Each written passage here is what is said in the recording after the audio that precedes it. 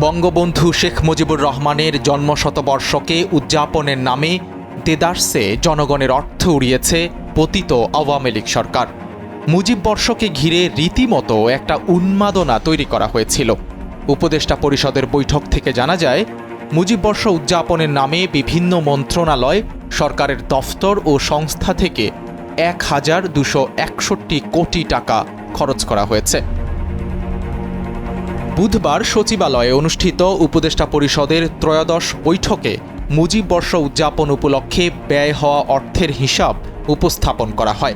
সভায় সভাপতিত্ব করেন প্রধান উপদেষ্টা অধ্যাপক ডক্টর মোহাম্মদ ইউনুস। মুজিব বর্ষ উদযাপনের জন্য ২০২৪-২৫ অর্থ বছরে যে বাজেট বরাদ্দ দেওয়া হয়েছিল সেটি বাতিল করেছে অন্তর্বর্তী সরকার। এর আগে প্রধান উপদেষ্টার প্রেস সেক্রেটারি শফিকুল আলম বলেছেন, শেখ মুজিবের জন্মশতবার্ষিকীর নামে আওয়ামী লীগ সরকার মুজিব বর্ষ নামে একটি কর্মসূচি গ্রহণ করে। এই কর্মসূচির নামে রাষ্ট্রের ব্যাপক টাকা অপচয় করা হয়। কোন মন্ত্রণালয় এই কর্মসূচির নামে কত টাকা খরচ করেছে তার একটি ডকুমেন্টেশন করেছে অন্তর্বর্তী সরকার। শফিকুল আলম জানান, মুজিব বর্ষকে ঘিরে রীতিমতো উন্মাদনা হয়েছে। তিনি বলেন, আমরা যেখানে ঋণের জন্য IMF-এর কাছে হাত পাচ্ছি, সেখানে মুজিব বর্ষের নামে হাজার হাজার কোটি টাকা নষ্ট করা হয়েছে। কিছু মুরাল বানানো হয়েছে, কিছু স্ট্যাচু বানানো হয়েছে। শুধু সরকারি কোষাগার থেকে এসব টাকা গেছে বিষয়টা তাও নয়।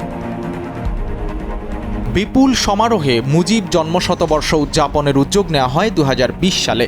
কোভিড মহামারীতে সেই আয়োজন বাধাগ্রস্ত হলেও পরপর ২ বছর দেশি বিদেশি অতিথিদের নিয়ে আড়ম্বরপূর্ণভাবে সেই উদযাপন করা হয়।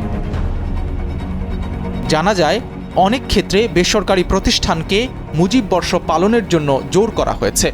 ফলে কেউ মুজিব কর্নার করেছে, কেউ মুজিবের মুরাল বানাতে বাধ্য হয়েছে।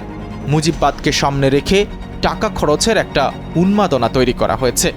গণমাধ্যমের খবর অনুযায়ী শুধু মুরাল বানানোর নামে ৪,০০০ কোটি টাকা খরচ করে ১০,০০০ মূর্তি বানানো হয়েছে।